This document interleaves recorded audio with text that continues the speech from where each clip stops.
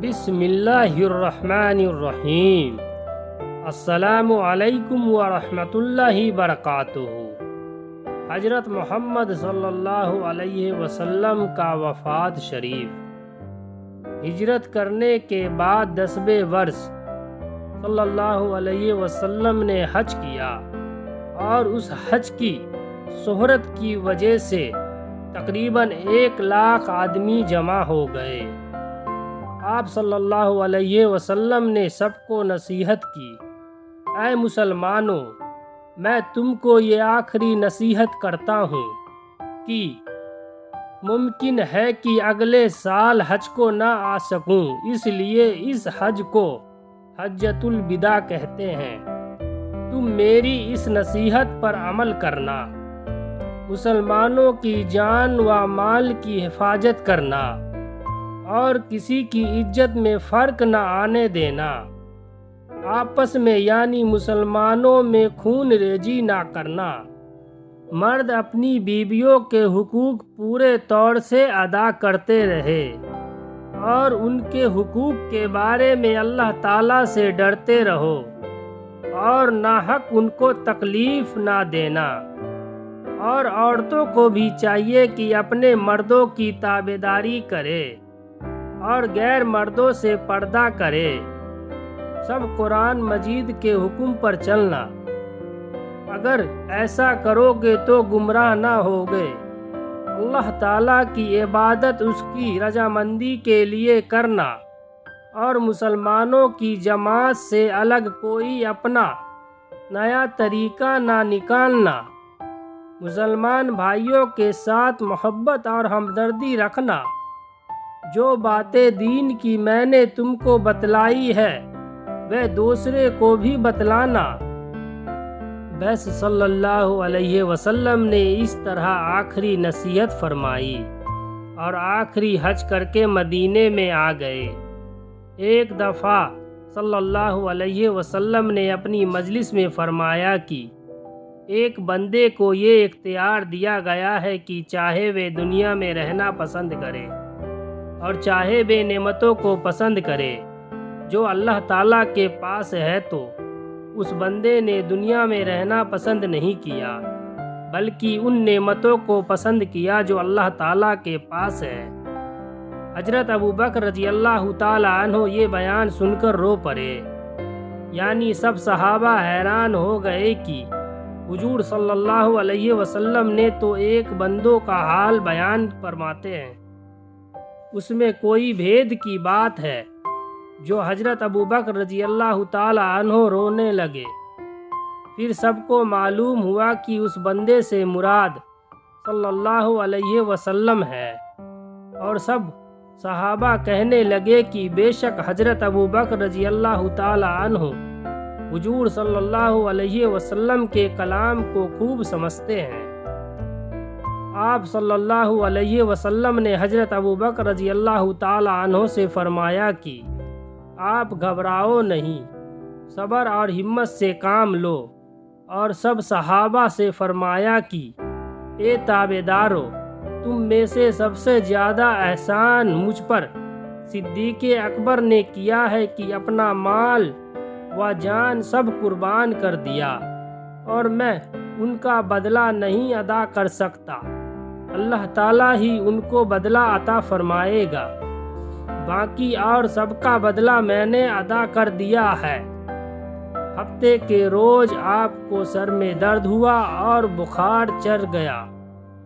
آپ صلی اللہ علیہ وسلم بخار اور سر درد کی تکلیف سے بہت بے چین ہو گئے اور بیماری زور پکڑ گئی، تو آپ صلی اللہ علیہ وسلم نے حضرت فاطمہ رضی اللہ تعالی عنہ سے فرمایا، بیٹی، اب میں تم سے جدا ہونے والا ہوں، تم اللہ تعالیٰ سے ڈرتی رہنا اور سب کام اللہ تعالیٰ کے حکم کے مطابق کرنا اور میری جدائی پر صبر کرنا۔ بس یہ خبر سن کر میں رو پڑی۔ پھر آپ صلی اللہ علیہ وسلم نے فرمایا، بیٹی صبر کرو، تم جلد ہی میرے پاس آ جاؤ گی۔ یہ خوشی کی بات سن کر مجھے ہنسی آ گئی۔ حضور صلی اللہ علیہ وسلم کمزوری کی وجہ سے مسجد میں نہ جا سکے تو آپ نے فرمایا ابو بکر نماز پڑھائیں۔ حضرت عائشہ رضی اللہ تعالی عنہ نے فرمایا کہ یا رسول اللہ، میرے ابا جان دل کے بہت نرم ہیں، صلی اللہ علیہ وسلم کی خالی جگہ دیکھ کر وہ بے چین ہو جائیں گے اور نماز نہیں پڑھا سکیں گے، بہتر ہے کہ یہ خدمت کسی اور سے لی جائے۔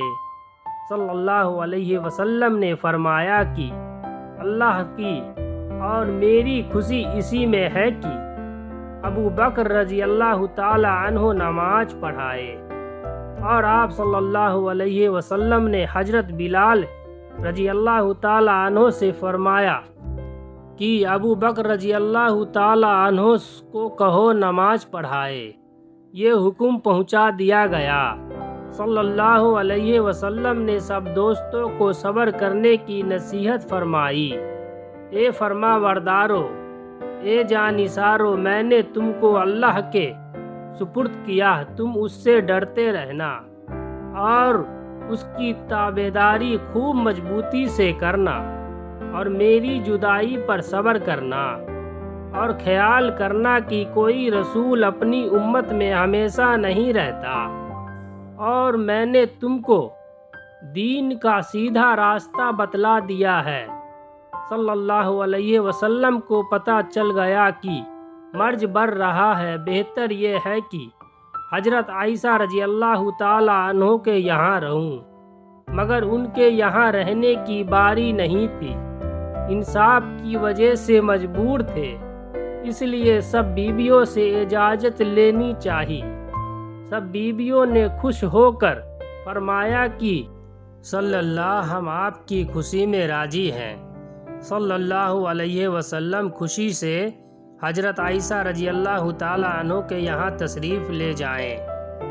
حضرت عائشہ رضی اللہ تعالی عنہ کا بیان ہے کہ بخار کی تیزی سے آپ صلی اللہ علیہ وسلم بار بار کربٹیں بدلتے اور کہراتے تھے، یہاں تک کہ آپ پسینہ پسینہ ہو جاتے اور یہ دعا مانگتے تھے، اے اللہ، میں اعلیٰ درجے کے ساتھیوں کے ساتھ رہنا پسند کرتا ہوں، یعنی انبیاء علیہ السلام کے ساتھ۔ حضرت عبداللہ ابن مسعود رضی اللہ تعالی عنہ کا بیان ہے کہ جب رسول اللہ صلی اللہ علیہ وسلم کی وفات کا وقت قریب ہوا تو آپ نے ہم لوگوں کو بلایا اور ہم کو اپنی وفات کی خبر دی۔ ہم نے پوچھا، یا رسول اللہ، غسل کون دے گا اور کفن کون پہنائے گا اور آپ کی جنازے کی نماز کون پڑھائے گا؟ آپ نے فرمایا، میرے گھر کے لوگ غسل دیں گے اور کپڑے جو میں نے پہن رکھے ہیں کافی ہے، ایک کرتا، ایک تہبند اور ایک چادر، اور اگر چاہو تو یمنی یا مصری چادروں میں کفن دے دینا، اور جب میرا جنازہ تیار ہو جائے تو قبر کے پاس رکھ کر سب الگ ہو جانا، کیونکہ سب سے پہلے فرشتے جنازے کی نماز پڑھیں گے، پھر میرے گھر کے مرد اور عورتیں اور بچے پڑھیں گے، اور میرے جنازے کی نماز میں امام نہیں ہوگا، پھر سب مسلمان الگ الگ نماز پڑھیں گے، پہلے مرد، پھر عورتیں، پھر بچے پڑھیں گے۔ پھر ہم نے پوچھا، آپ کو قبر میں کون اتارے گا؟ آپ نے فرمایا، میرے گھر والے۔ لکھا ہے کہ اللہ تعالیٰ نے حضرت جبریل علیہ السلام کو آپ کی مزاج پرسی کے لیے بھیجا۔ حضرت عزرائیل ملک الموت جب آپ کے پاس آئے، آپ کو سلام کیا اور کہا کہ اللہ تعالیٰ نے مجھ کو بھیجا ہے، اگر آپ کی اجازت ہو تو روح قبض کروں۔ مجھے اللہ تعالیٰ نے حکم دیا ہے کہ آپ کی تابعداری کروں۔ آپ نے حضرت جبریل کی طرف دیکھا اور فرمایا کہ تم کیا کہتے ہو؟ انہوں نے کہا، اللہ تعالیٰ آپ کی ملاقات کے انتظار میں ہیں۔ پھر آپ نے ملک الموت کو روح قبض کرنے کی اجازت دے دی۔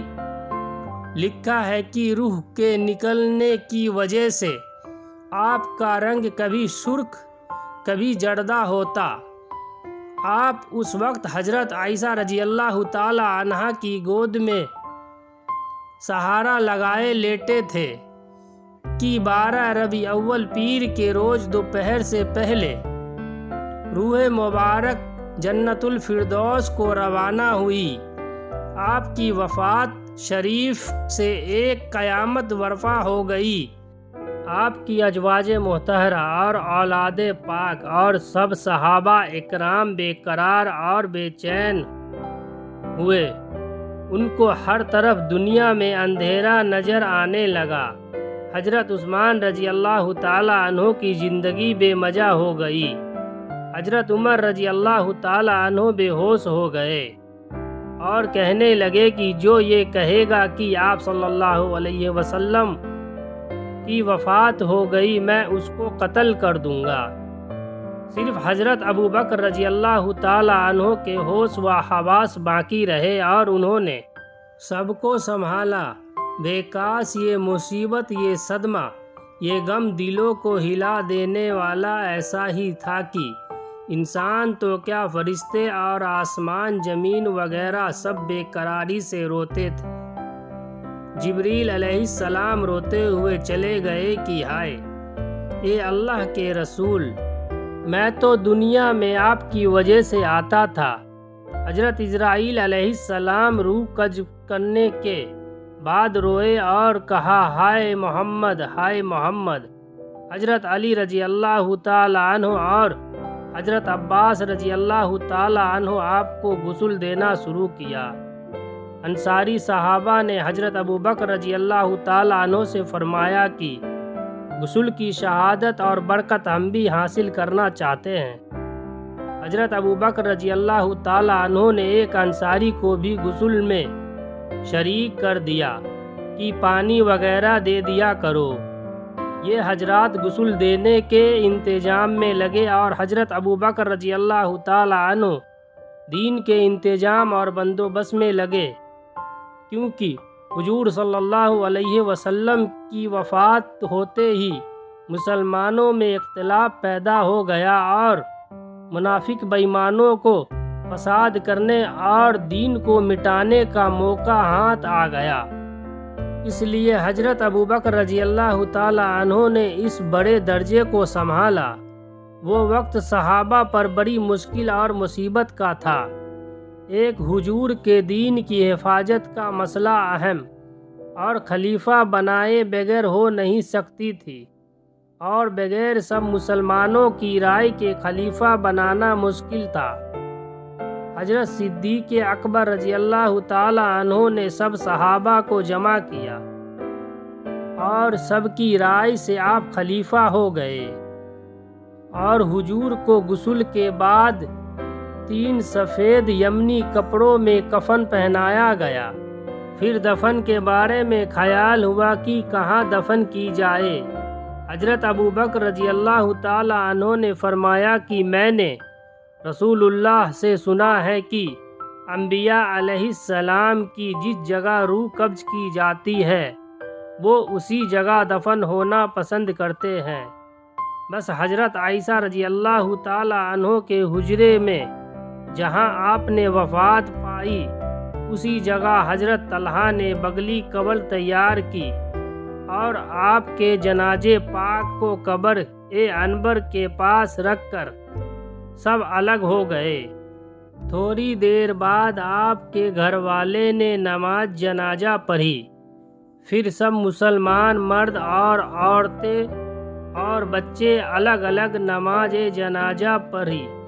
پھر حضرت علی رضی اللہ تعالی عنہ اور حضرت عباس کے دونوں بیٹے نے آپ کو قبر عنبر میں اتارا اور دفن کے بعد لکھتے ہیں کہ آپ کی محبت میں انسان تو کیا حیوان تک نے آپ کی محبت اور جدائی میں جان دے دی۔ آپ کی اونٹنی نے کھانا پینا چھوڑ دیا اور آپ کے بعد 3 دن زندہ رہ کر تڑپ تڑپ کر مر گئی۔ آپ کا خچر بے چین ہو کر کنویں میں گر کر مر گیا۔ حضرت فاطمہ رضی اللہ تعالی عنہ کے غم کی یہ حالت تھی کہ روتے ہی روتے آپ کے بعد 6 مہینے زندگی کے گزارے اور آپ کے پاس پہنچ گئی۔ حضرت عائشہ رضی اللہ تعالی عنہا قبر انور کو دیکھ کر بے قراری سے روتی تھی۔ اللہ پاک ہم سب کو نبی پاک صلی اللہ علیہ وسلم کے دین پر عمل کرنے کی توفیق عطا فرمائے۔ دوستو ہماری یہ ویڈیو اچھی لگی ہو تو ہمارے چینل کو لائک کریں، سبسکرائب کریں اور بیل آئیکن کو دبائیں۔ کمنٹ کر کے دوستو ضرور بتائیں۔